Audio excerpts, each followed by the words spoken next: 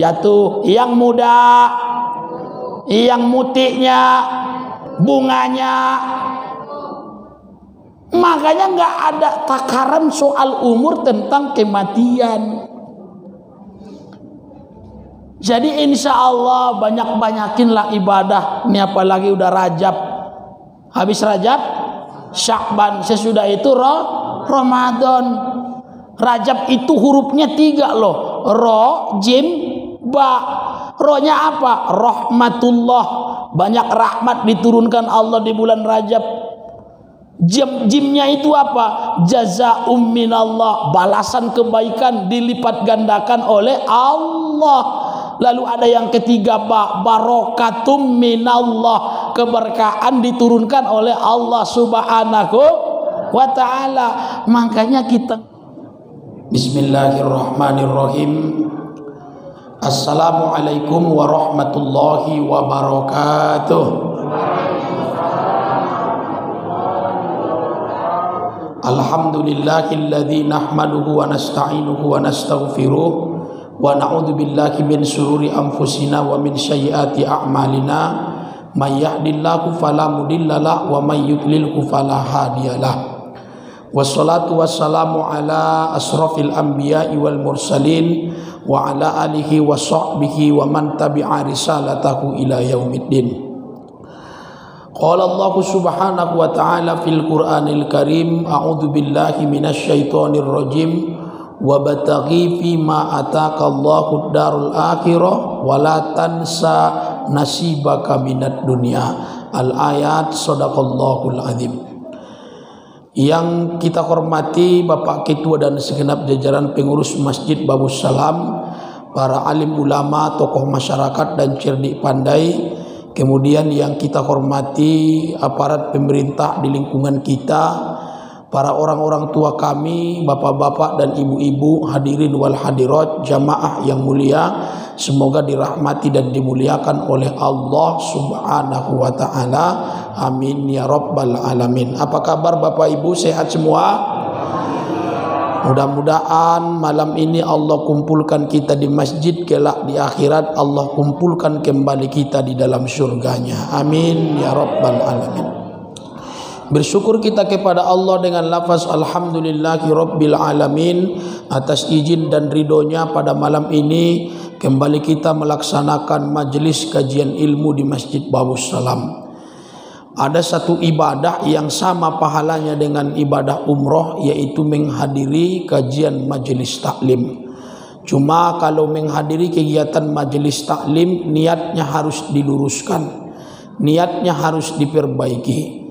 Ada yang berniat, Ustadz tuh nampaknya Ustadz Maruli pengisinya, ala tambah putihnya atau enggak katanya kan. Jadi harus diperlurus niat.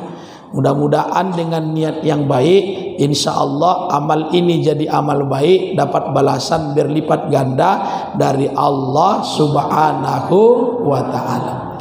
Yang kedua, salawat dan salam kita kirimkan kepada Nabi Muhammad sallallahu alaihi wasallam dengan lafaz Allahumma salli ala sayyidina Muhammad wa ala ali sayyidina Muhammad.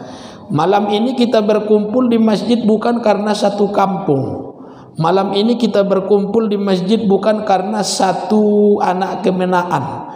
Tapi mengapa kita berkumpul di masjid? Karena sama-sama umatnya Rasulullah sallallahu alaihi wasallam. Insyaallah wasilah senantiasa kita jaga dengan Rasul, dengan lafaz sholawat. Mudah-mudahan kita dapat selamat dari dunia hingga akhirat. Amin ya rabbal alamin.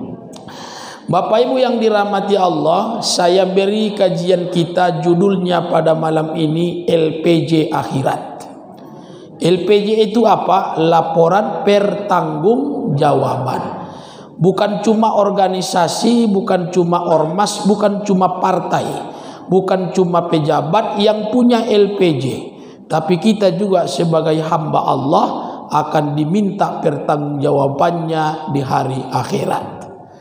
Kita sebagai hamba Allah akan diminta pertanggungjawabannya tentang apa yang sudah kita lakukan di dunia semasa hidup.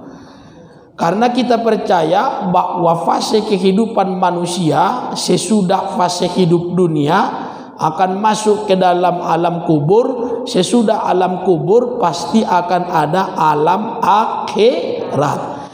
Seperti firman Allah dalam surat Ad-Duha. Apa kata Allah? Walal akhiratu khairul laka minal ula. Dan akhirat itu sebenarnya lebih baik bagi kamu daripada kehidupan dunia. Suka atau tidak, ridho atau tidak, cepat atau lambat, hari kiamat itu akan datang. Dan sesudah hari kiamat datang akan muncullah fase kehidupan berikutnya, yaitu fase kehidupan akhirat. Lalu yang jadi pertanyaan adalah apa yang kita pertanggungjawabkan di akhirat? Apa yang dimintai Allah pertanggungjawabannya di akhirat? Kita buka hadis Nabi.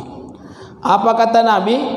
La tazalu qadama abadin yaumal qiyamah hatta yus'ala an arba'ati hisol. Tapak tumit seorang hamba tidak akan bergeser di akhirat sampai dia mampu mempertanggungjawabkan 4 hal. Jadi cuma 4 hal yang diminta pertanggungjawabannya di akhirat. Allah cuma menanyakan 4 hal kepada kita. Mak ikut keteknya Ustaz, memang iya.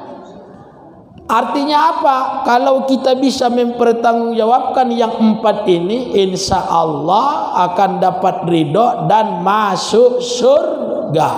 Tapi kalau yang 4 hal ini tidak bisa dipertanggungjawabkan, kalau 4 hal ini tidak bisa kita laporkan dengan baik kepada Allah, sayang 1000 kali sayang tempatnya di neraka. Nauzubillah. Maka apa 4 hal yang kita akan pertanggungjawabkan di hadapan Allah? Yang pertama, an umrihi kaifa afnahu, daripada umur yang diberikan Allah, bagaimana ia mempergunakannya. Berarti yang diminta pertanggungjawabannya di akhirat nanti yang pertama adalah soal umur. Soal umur. Yang 10 tahun, yang 15 tahun, yang 30 tahun, yang 40 tahun, yang 50 tahun, yang 60 tahun, mau berapapun umur yang sudah dikasih Allah, inilah yang akan dimintai pertanggungjawabannya. Detik demi detik waktu yang kita habiskan, hari demi hari yang kita jalani, bulan demi bulan, tahun demi tahun yang kita laksanakan hidup di dunia, itulah yang akan ditanya oleh Allah Subhanahu wa ta'ala. Makanya tahun 80-an ada grup nasyid legend namanya El Suraya. Dalam satu lirik nasyidnya dia bilang, kemana umur Tuhan gunakan, dari mana harta Tuhan dapatkan. Dapatkan kaset dan isinya di toko-toko terdekat. Umur. Makanya jangan sepele terhadap umur yang diberikan Allah kepada kita. 50 tahun, 60 tahun, ngapain kita dikasih Allah waktu selama itu di dunia? Beramal solehkah kita? Beramal salahkah kita?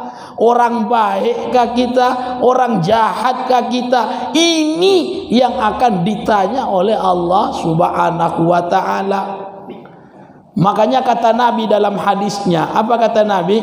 Khairun nasi man tala umuruhu wa hasuna amaluhu, wa sarrun nasi man tala umuruhu wa sa'a amaluhu. Manusia yang paling baik di hadapan Allah adalah manusia yang umurnya panjang tapi baik amal ibadahnya. Lalu manusia yang paling buruk di hadapan Allah adalah manusia yang umurnya panjang tapi buruk pula amal ibadahnya. Bagi kita yang saat ini sudah umur 40 tahun ke atas, ya, itu sudah disebut orang tua. Jadi dalam bahasa Arab itu syekh itu pengertiannya dua. Pengertian pertama syekh itu adalah mangkathura ilmuhu walau kana sobian. Orang yang banyak ilmunya walaupun dia anak kecil, itu disebut syekh. Tapi pengertian syekh yang kedua apa? Mangkana umruhu arba'ina sanatan. Orang yang sudah sampai umurnya 40 tahun ke atas, itu disebut syekh ataupun orang tua. Lalu apa kata Allah? Inna Allah yanzuru ila wajhi syekhi sabahan wa masaan. Allah pandang wajah orang tua pada waktu pagi dan sore. Ini khusus orang tua, khusus yang sudah umurnya 40 tahun ke atas. Allah perlihatkan, Allah lihat, Allah pandang waktu pagi dan sore. Lalu apa kata Allah? Ya ibadi qad kabura sinnuka wa raqqa jilduka wa daqqa azmuka wa ana qudumaka ilayya fasta'i minni wa ana asta'i an syaibatika finnar. Duhai hambaku, umurmu sudah tua, kulitmu sudah keriput, matamu sudah kabur, kedatanganmu kepadaku sudah dekat, maka malulah engkau kepadaku. Maksud hadis qudsi ini apa? Kalaulah sudah jadi syekh umur 40 tahun ke atas, maka skala prioritas yang dia kerjakan adalah amal soleh dan ibadah kepada Allah Subhanahu wa ta'ala. Ini kadang-kadang tidak, umur 50 tahun tapi masih menampakkan aurat. Umur 50 tahun tapi masih asik joget-joget, ya kan? Siaran langsung pula itu di Facebook. Udah ketiak busuk, rambutnya seperti ekor tikus, nauzubillah, joget-joget. Begitu dia ketawa, nampak giginya tinggal 2. Ini namanya Portugal, Persatuan Orang Tua Gatal, iya kan? Dikasih Allah umur tapi tidak mau mensyukuri nikmat umur yang diberikan oleh Allah Subhanahu wa ta'ala. Makanya ibu-ibu kalau suaminya ulang tahun jangan senang dulu. Kenapa Pak Ustadz? Karena setiap suami yang ulang tahun umurnya bertambah secara matematika, tapi angka usianya itu sudah mulai dikurangi Allah. Umurnya bertambah secara hitung-hitungan, tapi jatah usianya dikurangin sama Allah. Ini tidak, suaminya ulang tahun, bangun dia tengah malam, dikasihnya kado, dibangunkannya suaminya. Apa dia bilang? Happy birthday ayang beb. Iya kan? Lah dia nggak sadar bahwa umur yang dikasih Allah itu akan sebentar lagi dicabut dan tiba saatnya akan diminta pertanggungjawabannya di hadapan Allah Subhanahu wa ta'ala. Jadi kalau begitu umur 40 tahun ke atas, umur 50 tahun ke atas, perbanyaklah takarrub kepada Allah. Lihatlah bagaimana Nabi Muhammad di saat umurnya menginjak 40 tahun, dia pun mulai beruzlah. Dia pun mulai menyepi di Gua Hira. Makanya wahyu itu datang di saat umur Nabi Muhammad 40 tahun. Kenapa? Karena itu sudah usia yang matang, yang pantas untuk sangat dekat dan juga takarrub kepada Allah.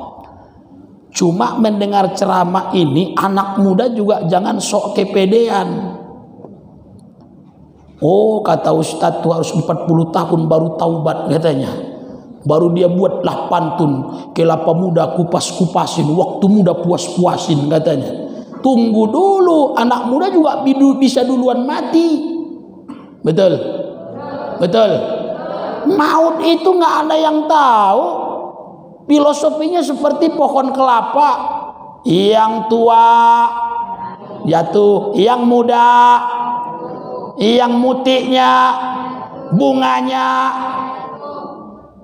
Makanya nggak ada takaran soal umur tentang kematian. Jadi insya Allah banyak-banyakinlah ibadah. Ini apalagi udah Rajab. Habis Rajab, Syakban, sesudah itu Ramadan. Rajab itu hurufnya 3 loh. Ro, jim, ba. Rohnya apa? Rahmatullah. Banyak rahmat diturunkan Allah di bulan Rajab. Jimnya itu apa? Jazaa'um minallah. Balasan kebaikan dilipat gandakan oleh Allah. Lalu ada yang ketiga, barokatum minallah. Keberkahan diturunkan oleh Allah subhanahu wa ta'ala. Makanya kita ngedoa sama Allah. Doanya apa? Ya Allah, panjangkanlah umur kami dalam senantiasa taat dan beriman kepadamu. Bukan apa-apa, banyak orang justru di masa tuanya tidak mau taat kepada Allah. Umur sudah 60 tahun tapi masih asik main judi skater. Ya kan? Ada kemarin di TV saya lihat bapak-bapak umur 60 tahun ditangkap polisi ngedar narkoba. Maka ingat, umur inilah yang pertama akan diminta pertanggungjawabannya oleh Allah subhanahu wa ta'ala. Jikalau yang baik kita lakukan, insya Allah umur itu akan mendatangkan keberkahan. Andai pun kita wafat, kebaikan itu akan dikenang sepanjang masa. Sebab ada pepatah mengatakan, harimau mati meninggalkan belang, gajah mati meninggalkan gading, manusia wafat meninggalkan nama. Umur itu adalah nikmat dari Allah, bisa saja dicabut oleh Allah. Maka di saat umur diberikan Allah, pergunakanlah sebaik-baiknya, sehingga kesan baiklah yang kita lakukan di saat menjalani nikmat hidup dan kehidupan di dunia. Amin ya rabbal, amin ya rabbal. Satu. Yang kedua, LPJ yang kedua yang akan diminta oleh Allah pertanggungjawabannya di akhirat adalah wa an sababihi kaifa ablaghahu, dan pada masa muda bagaimana ia menghabiskannya. Yang tua hari ini sudah pernah melalui masa muda, betul? Yang muda hari ini belum tentu melewati masa tua, betul? Betul. Maka yang tua, yang sudah pernah muda dan yang saat ini jadi pemuda, ingat-ingat waktu muda dulu ngapain? Kalau asik dia nongkrong di pinggir jalan jam 12 malam, dicarinya tempat yang gelap-gelap, lalu kemudian diisapnya lem kambing. Ada di sini? Ada di sini? Mudah-mudahan tidak ada. Amin. Jujur kita khawatir melihat pemuda hari ini. Ada anak muda 1 jam, 2 jam, 3 jam, 4 jam, 5 jam nongkrong di warnet atau cuma nengok handphone saja. Ingat, masa muda kita juga akan diminta pertanggungjawabannya oleh Allah subhanahu wa ta'ala. Yang pemudi, kalau asik hunting-hunting saja, mall ke mall, mall ke mall, mall ke mall, ya kan? Lipstik aja dipertebal, iman dipertipis, juga akan ditanya oleh Allah subhanahu wa ta'ala. Wa an sababihi kaifa ablaghahu, dan pada saat masa muda bagaimana ia menghabiskannya. Ada satu golongan yang akan dapat naungan pada hari akhirat, ya, di mana tidak ada saat itu selain naungan Allah, Siapa itu? Pemuda yang tertaut hatinya ke masjid. Pemuda yang senantiasa terikat hatinya ke masjid. Begitu kumandang azan, luluh hatinya. Dia tinggalkan segala macam bentuk permainan dan hiruk pikuk dunia. Dia langkahkan kakinya ke masjid.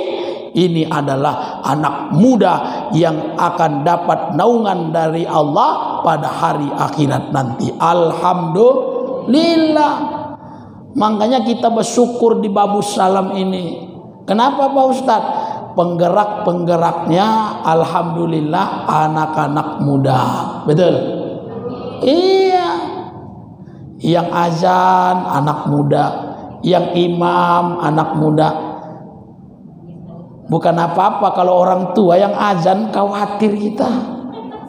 Lah khawatir kenapa Ustadz? Sekali tarik 3 kali batu. Hayya 'alas shalah.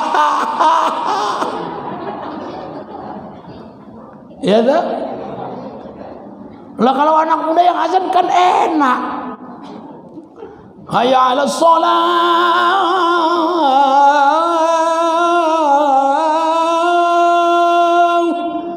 Anak gadis pun penasaran di rumah, abang siala yang azan kok katanya. Ya? Maka kita himbau kepada anak muda, ya, khususnya yang di luar nih, yang di luar Masjid Babus Salam, yang bisa mendengar dan memantau siaran kita live 99,5 FM Babus Salam, ya. Kita imbau, janganlah habiskan masa mudamu hanya untuk poya-poya saja. Janganlah habiskan masa mudamu hanya untuk senang-senang saja. Janganlah habiskan masa mudamu hanya untuk bermaksiat saja. Sebab kata Nabi dalam hadisnya, As-syukbanu imadul bilad, idza solahu solahal bilad, idza fasadu fasadal bilad. Pemuda itu adalah tiang negara. Kalau dia kokoh, maka kokohlah suatu negara. Kalau dia rusak, maka rusaklah suatu negara. Bagaimana negara ini mau kokoh berdiri tegak kalau anak mudanya sedang asik ngisap lem kambing, ngisap narkoba? Bagaimana anak muda kita mau maju dengan negara yang maju kalau anak muda kita sedang meneguk miras oplosan, sedang melakukan perbuatan-perbuatan seks bebas? Nauzu. Makanya Bapak Ibu, kita sebagai orang tua, monggo kita awasi, kita atur, kita didik anak-anak kita. Sebab kata Nabi, subhanul yaum rizalul god. Pemuda hari ini pemimpin hari esok. Kalau kita yang tua-tua ini insya Allah sebentar lagi bakalan mati semua ini, ya kan? Apalagi umurnya udah pada 50, 40, 60. Tengok nih bapak-bapak udah pada nyender aja di dinding masjid. Iya kan? Ibu-ibu entah berapa kali nguap. Itu PU, faktor umur. Yang akan meneruskan siapa? Anak muda. Yang akan melanjutkan estafet perjuangan para pemuda. Makanya kita punya tanggung jawab moral. Untuk itu kita buat, kita ada dikasihkan hidup kita untuk mewujudkan anak-anak muda yang kreatif, inovatif dan juga suportif. Insya Allah, ya, kalau masih ada anak muda yang hafal Al-Quran, kalau masih ada anak muda yang mau azan, moga-moga azab Allah jauh dari kita. Amin. Amin. Ibu-ibu juga kalau nyari calon mantu, cari anak muda yang pandai baca Quran. Ini kerja sama penghasilan segala yang ditanya. Kerja di mana? Karajo di mana? Anggo, Indak dah bu, ambo, ndak karajo dah bu. Karajo ambo, guru gumeng lah bu. Gumeng tu guru mengaji. Anda dah, kata. Ya. Kalau bisa anak muda itu datang ngelamar anak gadis, tanya namanya siapa. Begitu disebut namanya, suruh dia baca Quran. Sana moang Luqman bu, baca surat Luqman.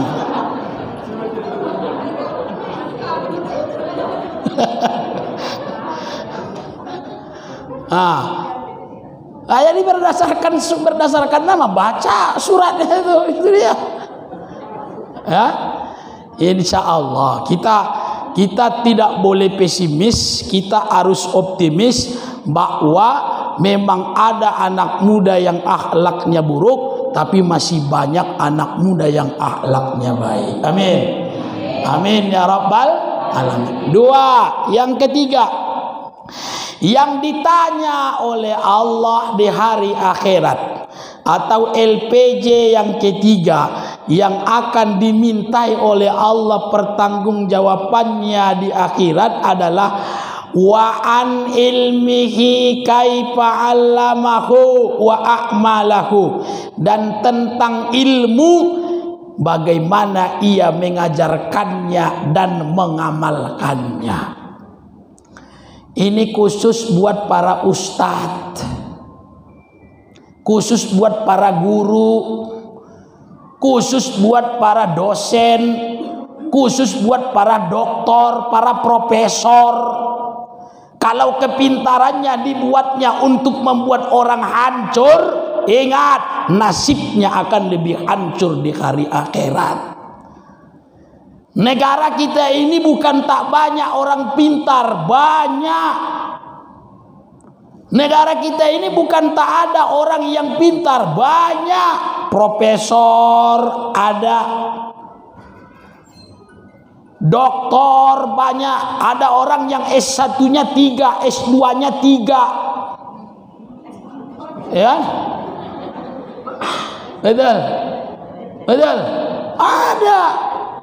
S1-nya 3, S3-nya 3, apa lagi? Macam lah. Sampai capek protokol waktu meminta dia untuk disebut nama. Doktor, SPD, MSC. Ya. Itu diminta pertanggungjawabannya di akhirat. Sarjana teknik, udah betul nggak bikin jembatan? Sarjana teknik, udah betul belum bikin instalasi listrik? Apa lagi? Pak Profesor, udah benar nggak ngasih pemikiran? Jangan-jangan orang tersesat. Ustadz, udah diamalin belum kajinya yang disampaikan? Diminta pertanggungjawabannya oleh Allah Subhanahu wa ta'ala. Lagi-lagi lagu nasyid El Suraya. Kemana umur Tuhan gunakan, bagaimana ilmu Tuhan ajarkan. Ini juga jadi poin penting yang harus diperhatikan. Ini juga jadi hal yang sangat penting yang menarik harus diingat oleh kita. Bagi kita yang sudah mempunyai ilmu, bagi kita yang sudah mempunyai pengetahuan, tentunya Allah angkat derajat kita. Yarfa'illahu alladhina amanu minkum walladzina utul ilma darajat. Iya, enggak sama memang derajat orang berilmu dan yang tak berilmu, ya. Hal yastawil ladzina ya'lamuna walladzina la ya'lamun. Betul. Tapi setiap ilmu yang kita peroleh, setiap ilmu yang kita dapatkan juga akan ditanya oleh Allah Subhanahu wa ta'ala bagaimana kita menggunakannya dan bagaimana kita mengajarkannya. Banyak orang pintar tapi belum tentu benar. Banyak orang yang mempunyai ilmu tapi belum tentu dia istiqomah dengan keilmuannya. Waktu jadi anu fatwanya begini, sesudah jadi anu fatwanya bertukar. Ya. Waktu dia begini pendapatnya ini, waktu dia ini pendapatnya begini. Inilah yang akan terus dioret dan juga dimintai keterangannya oleh Allah pada hari akhirat. Ada satu ayat dalam surat Yasin. Ya, mudah-mudahan kita hafal ayatnya nih. Al-yawma nakhtimu ala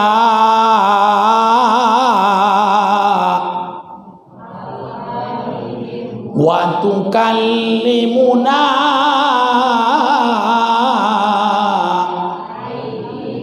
wa tashhadu arjuluhum bima kanu.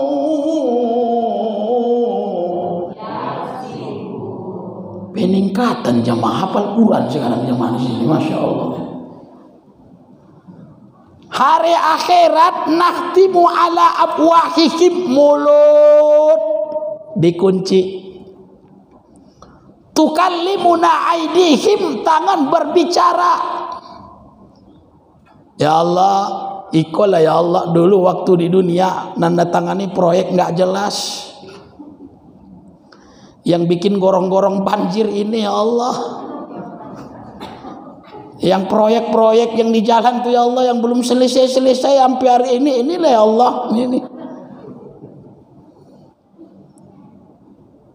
Ya. Wa tashhadu arjuluhum, dan kakinya pun akan menjadi saksi.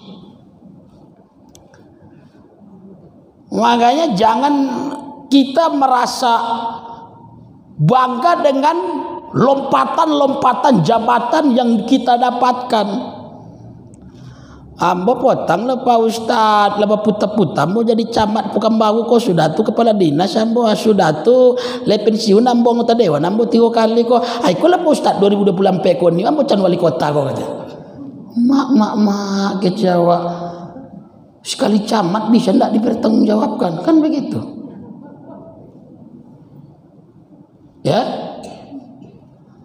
wa tashhadu arjuluhum bima kanu yaksibun, kaki akan menjadi saksi dengan apa yang sudah dilakukan dan diusahakan di hari saat hidup di dunia. Mudah-mudahan lapang jalan kita menuju surganya Allah. Amin. Mudah-mudahan lapang jalan kita untuk dapat ridho dari Allah. Amin.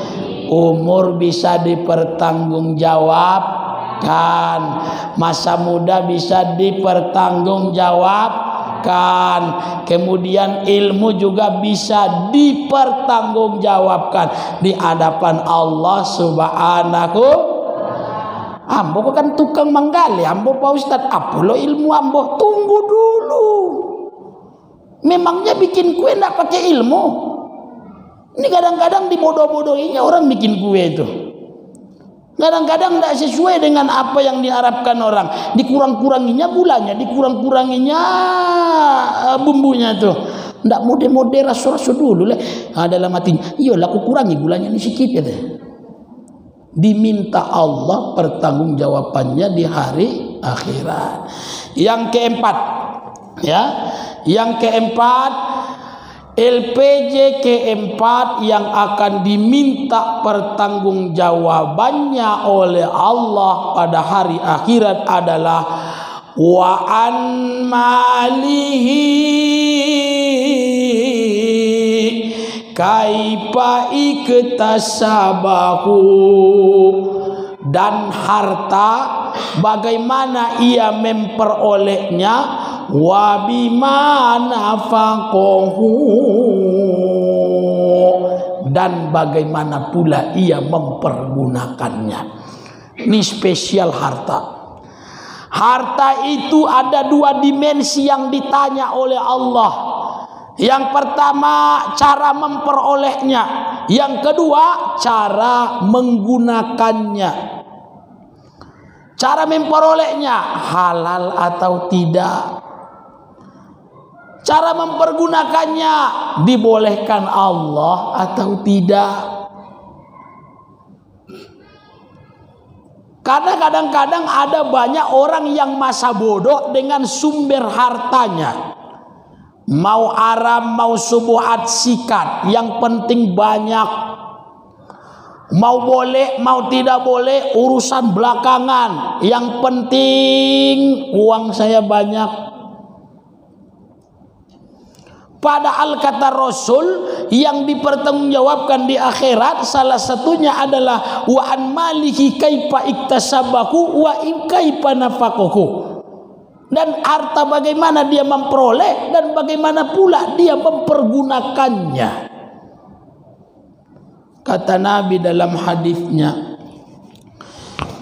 innal halala bayyinun wa innal harama bainun wa bainahuma umurun mustabihatun la ta'lamuhunna katsiran minan nas. Yang halal itu jelas. Orang jadi karyawan dapat gaji halal tidak? Halal tidak? Orang jadi petani kemudian panen hasilnya dijual halal tidak? Orang jadi ASN dapat gaji halal tidak? Orang merampok, bodoh-bodohi orang, mencuri, membegal haram tidak? Haram tidak? Jelas, yang halal dan haram jelas. Yang tak jelas itu apa? Yang subuhat. Yang subuhat ini maknanya dua. Pertama, mencampur adukan yang halal dan yang haram. Kerjanya halal tapi kadang-kadang bikin yang haram. Jadi pedagang tapi di toko-tokoinya langganannya. Ma bu pilihlah bu, Kau barang elok, kau barang elok, kau baru tiba, kau. Rupanya dibeli kawan sampai ke rumah sudah busuk setengah. Ya kan? Ini kadang-kadang yang jadi persoalan. Ketika yang halal itu jelas, yang haram itu jelas, tapi ada yang tidak diperdulikan oleh manusia. Yang mana itu? Yang subuhat. Dicampur adukannya yang halal dengan yang haram, lalu itulah dibawakannya kepada keluarganya. Inilah yang dimintai Allah pertanggungjawabannya di hari akhirat. Wa kaifa nafaqahu, bagaimana ia menafkahkannya, bagaimana ia menggunakannya. Pantas dia berzakat tapi dia tidak mau berzakat. Pantas dia berinfak, pantas dia bersedekah, tapi ratapan tangis anak yatim tak dipedulikannya, rintihan para duafa tak diopeninya, janda-janda yang susah tak diliriknya, banyak orang-orang fakir dan miskin di sekelilingnya tak diperdulikannya. Ini adalah salah satu asbab yang membuat hartanya tidak mampu dia pertanggungjawabkan di hari akhirat. Padahal fungsi zakat itu jelas. Khuz min amwalihim shadaqatan tutahhiruhum wa tuzakkihim. Zakat itu fungsinya apa? Tutahhir wa tuzakki. Membersihkan dan mensucikan. Maka insya Allah orang yang berzakat, orang yang berinfak sedekah akan diberikan harta yang terus bertambah. Kata Rasulullah, bal yasdad, bahkan akan terus bertambah, dan akan terus bertambah. Maka Bapak Ibu yang dirahmati oleh Allah Subhanahu wa taala, ketika kita sadar empat hal ini akan dimintai oleh Allah pertanggungjawabannya di hari akhirat, maka kita mempergunakan yang empat hal ini dengan sebaik-baiknya.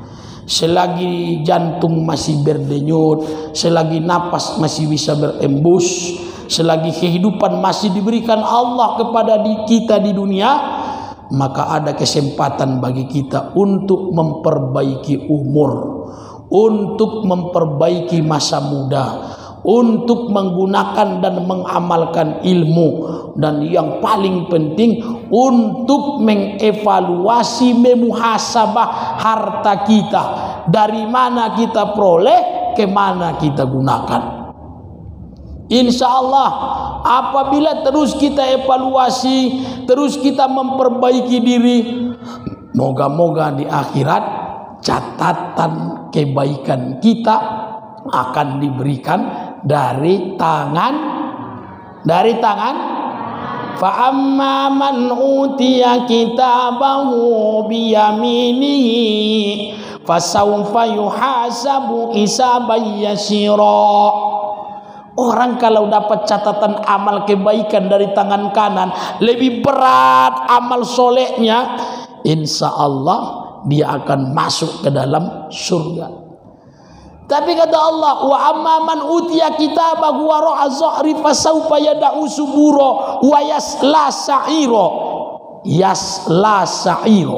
Dimasukkan dia ke dalam neraka sa'ir. Na'udzubillah thumma na'udzubillahi min zalik. Maka untuk itu ada kesempatan diberikan Allah bagi kita. Apalagi ini di bulan Rajab. Ada banyak ibadah, ada banyak amalan-amalan yang sangat luar biasa yang kita lakukan di bulan Rajab. Salah satunya, walaupun hadisnya ini kurang kuat, tapi untuk fadailul amal, nggak apa-apa kita amalkan. Apa kata Nabi? Man soma yauman fi Rajab ka'annahu soma sittina ayyam. Siapa yang berpuasa satu hari saja di bulan Rajab, maka tak obatnya ia puasa seperti 60 hari. Siapa yang dia berpuasa satu hari di bulan Rajab, maka dia seolah-olah telah berpuasa 60 hari. Kalau satu hari 60 hari, kalau 2 hari 120 hari. Itu adalah amal yang sangat luar biasa. Belum tentu 60 hari ke depan nikmat umur kita masih diberikan oleh Allah Subhanahu wa taala. Maka Bapak Ibu, insyaallah apabila kita mempergunakan yang 4 hal ini, apabila kita memperhatikan yang 4 hal ini, mudah-mudahan semua nikmat dan juga semua pertanggungjawaban yang akan kita lalui di hari akhirat akan mudah, dan Allah mudahkan kita untuk mendapatkan titel penghuni surga di hari akhirat kelak. Amin ya rabbal alamin. Mudah-mudahan kita diberikan nikmat sehat dan umur yang barokah oleh Allah, sehingga kita semua bisa menjalani hidup dengan umur yang barokah, dengan ilmu yang berkah, dengan masa muda yang senantiasa positif melaksanakan kebaikan, dan harta yang senantiasa dipergunakan ke jalan kebaikan. Terima kasih. Kita tutup dengan doa kafaratul majlis. Subhanakallahumma bihamdika asyhadu an la ilaha illa anta wastaghfiruka wa atubu ilaik. Wallahul muwaffiq ila aqwamit thoriq. Wassalamualaikum warahmatullahi wabarakatuh.